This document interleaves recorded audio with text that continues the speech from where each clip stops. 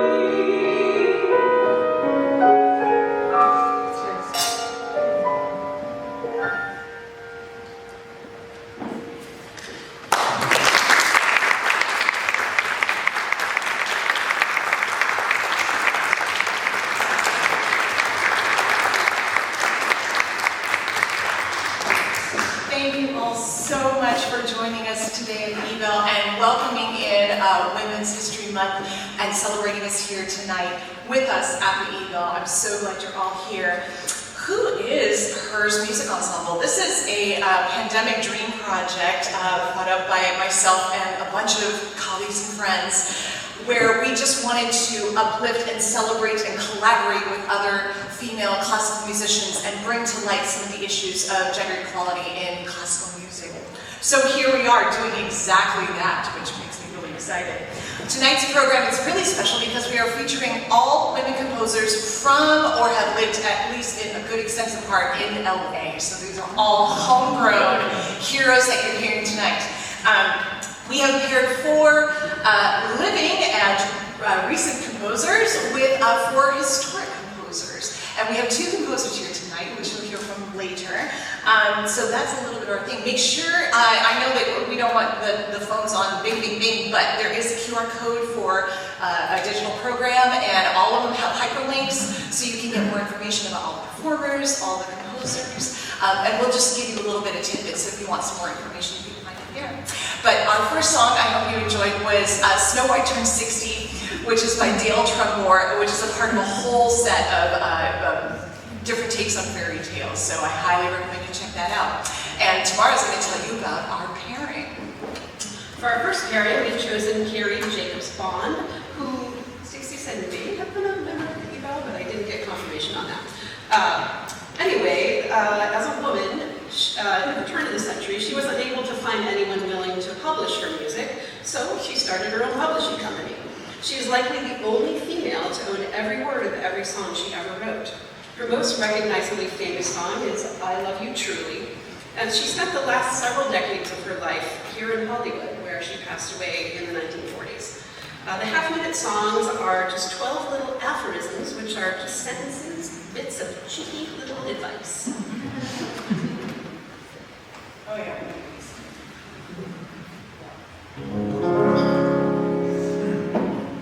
Oh, sorry. There you go. What you can't help, what you can't help, what you can't help, forget. Before you have said it about them, ask yourself if you want them to know you said it. To understand a sorrow, you must have one all your own. No matter what they say, keep on straight ahead, laugh and praise you when you're dead. Don't you listen? The man who finds success looks sometimes when he's tired, when he's tired, when he's tired. Looks sometimes when he's tired. I'd rather say you're welcome once than thank you 1,000 times. Opportunity may knock often, but it's better to answer the first rap. With evil is you always find it's best to be deaf, dumb, and blind. A friend is a present you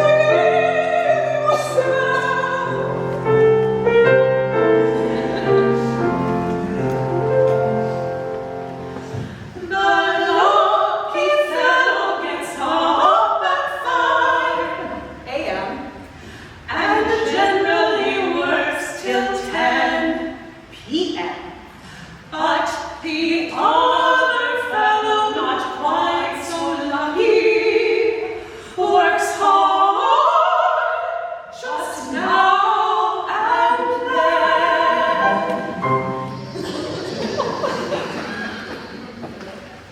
That's I forgot the next piece. Ain't it gay? What they say can't hurt you, unless it's true. It's true. Success never comes to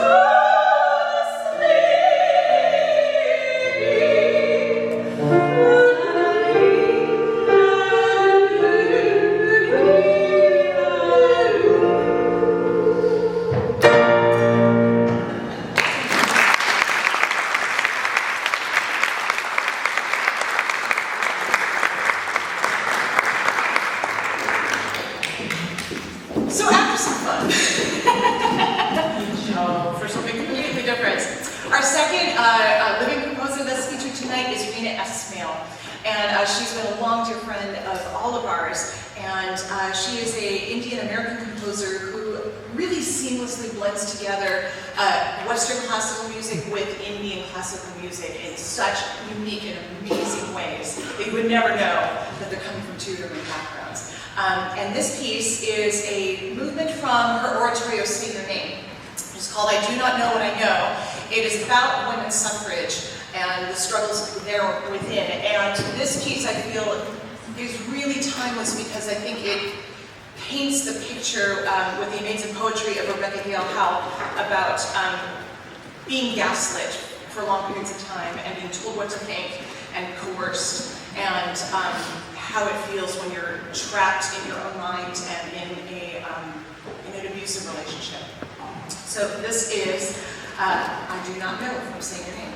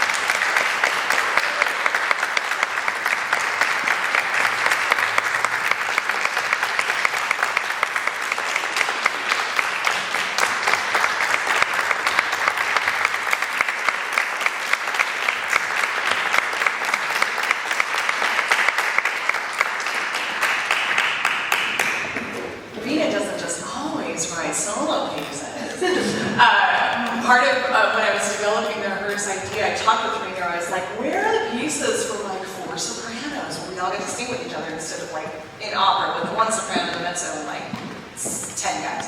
So I posed this to Rena, and she was like, well, I just wrote the Quarantine Madrigals, which was supposed to be for someone to be able to go record with themselves. So it was a piece for up to 4 the same voice type or 4 sopranos. So I was like, hey, we need to get a hold of that. So here are 2 movements from the Quarantine Madrigals that are for 2 voices, and they are written with beautiful haikus about the sort of singer who experienced during the pandemic by our dear friend and colleague Amy Fulkerson, and they're in haiku. So I thought I'd say them because when they're stretched out, it's hard to tell. The first one is called The Mirror. The mirror reflects my solitary visage, 2 faces, 1 voice. And the second is I long for your voice, dancing and floating with mine, love painted by air. These are 2 of the Quarantine Madrigals by Rena Eskew.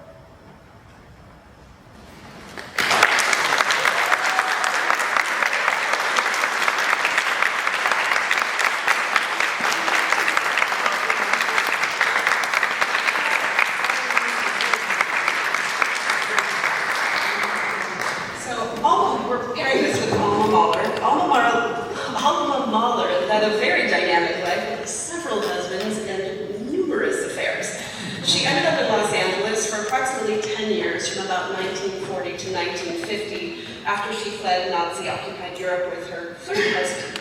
Her Los Angeles home was a popular gathering place for musicians and artists, including the likes of Arnold Schoenberg and Igor Stravinsky.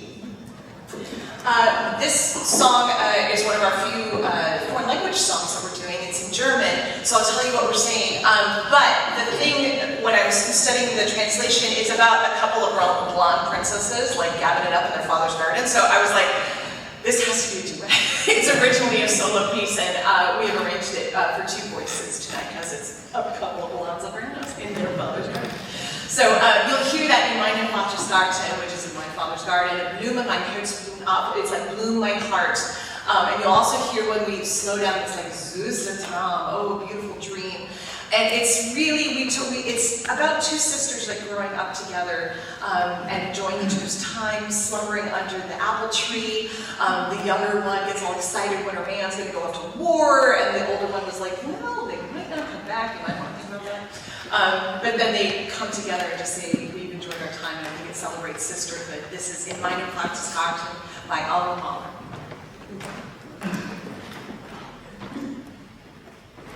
In meine Vatersgarten, in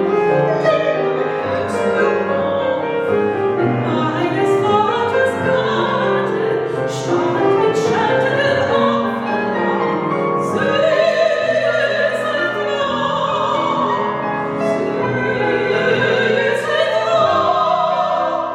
stand ein schattiger Apfelbaum. My God,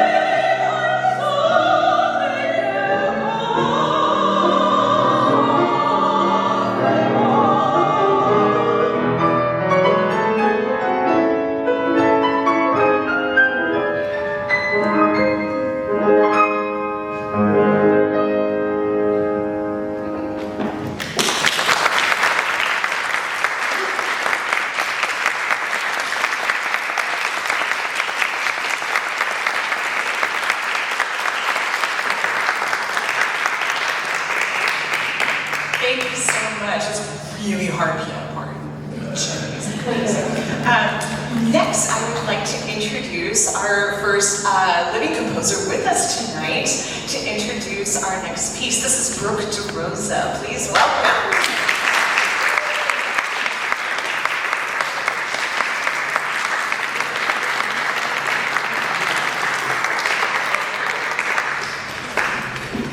A lot shorter, but hi, I'm Brooke DeRosa. This piece, Off With Their Heads, is from my opera Alice in Wonderland that actually premiered here at the Wilshire Ebell Theater last year. This was written with librettist Paige Lehnert, and in this aria I was very inspired by Leonard Bernstein's Glitter Be Gay.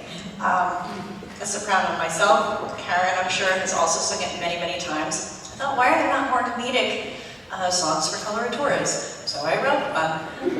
And just like Glitter Be Gay, it pokes fun at a lot of opera and opera conventions. And it's a wonderful set piece for the fantastically over-the-top Queen of Hearts. So take it away, Karen.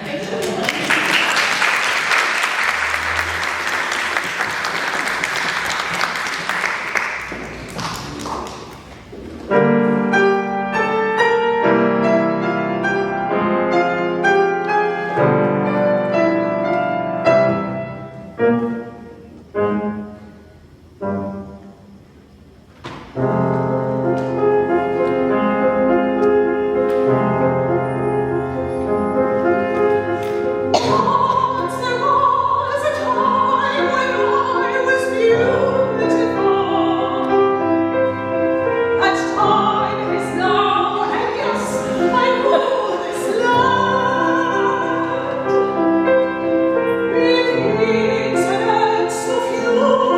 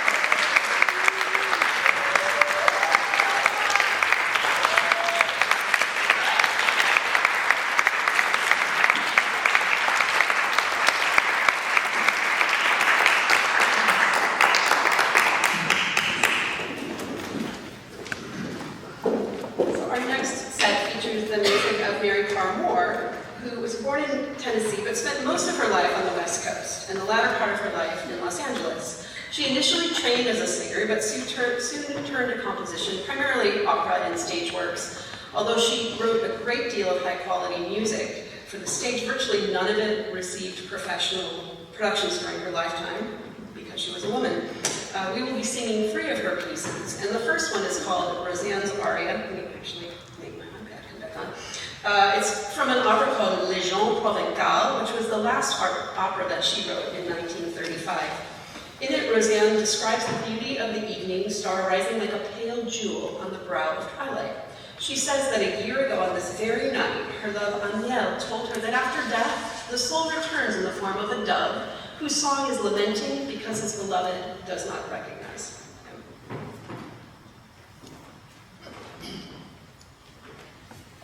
Thank you.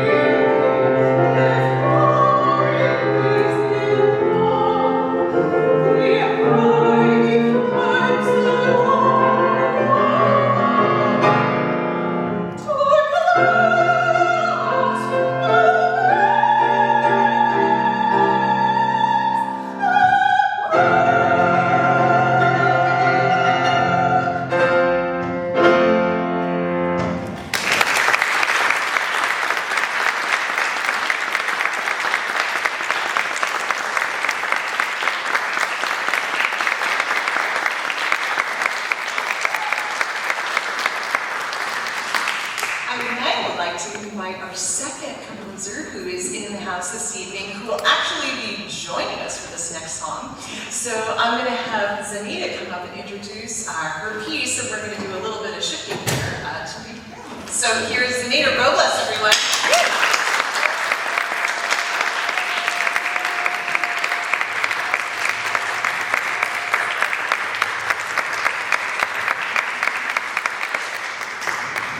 First of all, it's a huge honor to be here in this beautiful historic space with so many friends and just amazing artists out in the audience. And to be one of the composers on this program of incredible composers is truly a gift and an honor. And very grateful to Karen for dreaming all of this up. And I can't wait to see what else comes of this dream.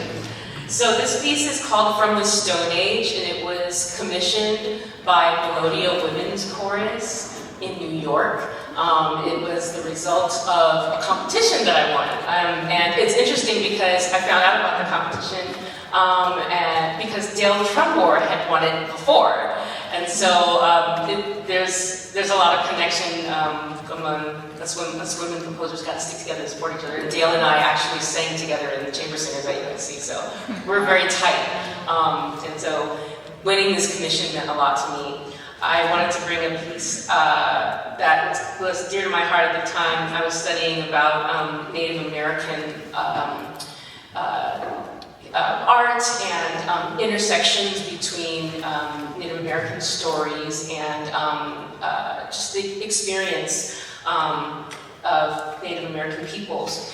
And poet Alice Corbin Henderson, I'm going to read my notes now. She was known for her activism related to indigenous rights and environmental conservation. So this setting of Henderson's poetry tells the story of a stone that was once carved in the semblance of a god. And over time, its surfaces are smoothed out by the elements to reveal a beautiful resilience. So gradually, it becomes more and more beautiful and less rigid until its original form is completely unrecognizable and irrelevant. And so it offers the singers a chance to kind of explore time and the cosmos and the concept of transformation through the embodiment of a stone. So I'm going to set my phone down and we're going to sing From the Stone Age. And I'm glad to be joined by my friend Wells Lane on the cello.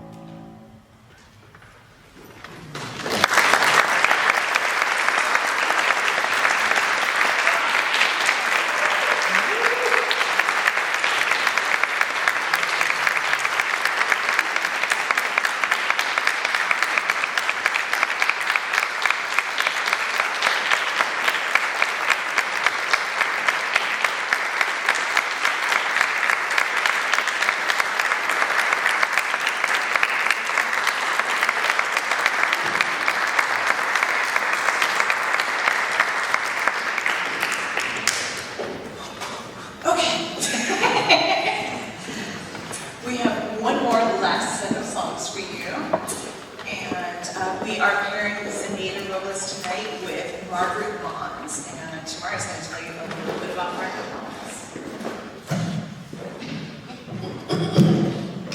So, Margaret Bonds was born into a musical family in Chicago 112 years ago, yesterday.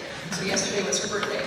She received her BA and BM from Northwestern University during a time of deep racism. And during her struggles there, she discovered and was comforted by the poetry of Langston Hughes. Later in life, they became great friends and collaborators for over 4 decades. She moved to Los Angeles in the 1960s, where she tried her hand at film music composition and continued her lifelong work of the promotion of African-American musicians. She died unexpectedly of a heart attack shortly after she turned only 59. Our last set of 3 pieces showcase Langston Hughes' poetry. First, Karen will sing No Good Man. I will follow with a lovely little American songbook style piece called Spring. I almost tried to turn that with my finger. Spring Will Be So Sad. And finally, we will close with a collaboration on another Langston Hughes setting of The Way We Dance in Harlem. I feel like this next song needs an apology for my husband because this is not you. It's okay.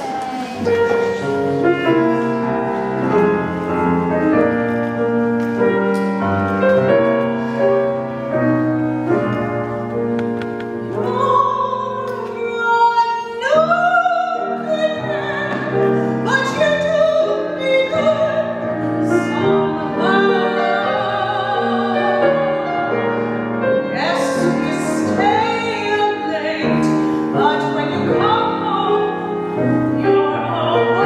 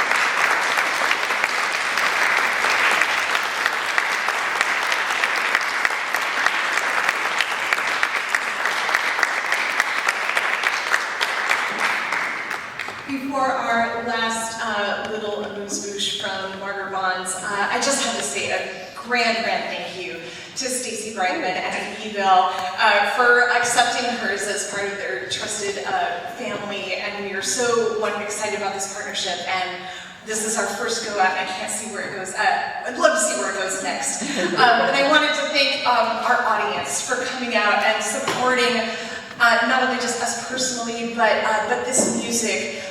We know that a lot of these songs would be in the regular canon. Everybody would know them if they got performed more. So, and because you are hearing them and telling people about it, you're perpetuating that legacy. And these are becoming the known songs. So I thank you from the bottom of my heart for your participation in that as well. And speaking of participation, if you're interested in what we're doing next, we have Facebook, Instagram. We're existing on my website right now, soon to be its own thing.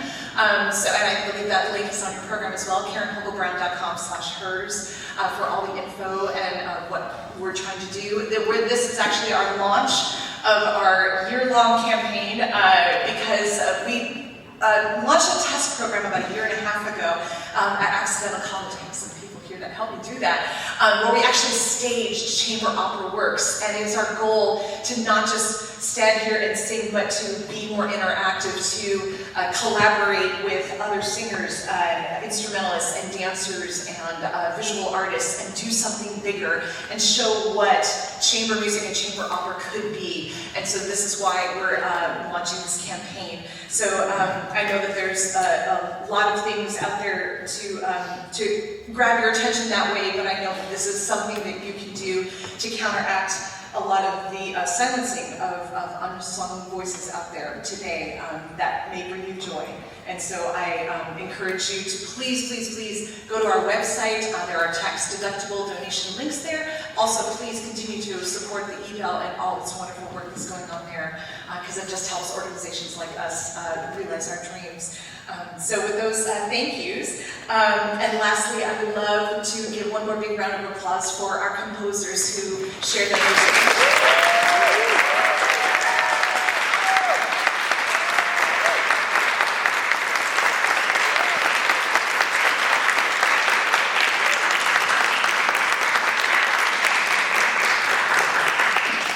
That will leave you with Langston Hughes and Margaret Bond's little ditty, The Way We Dance.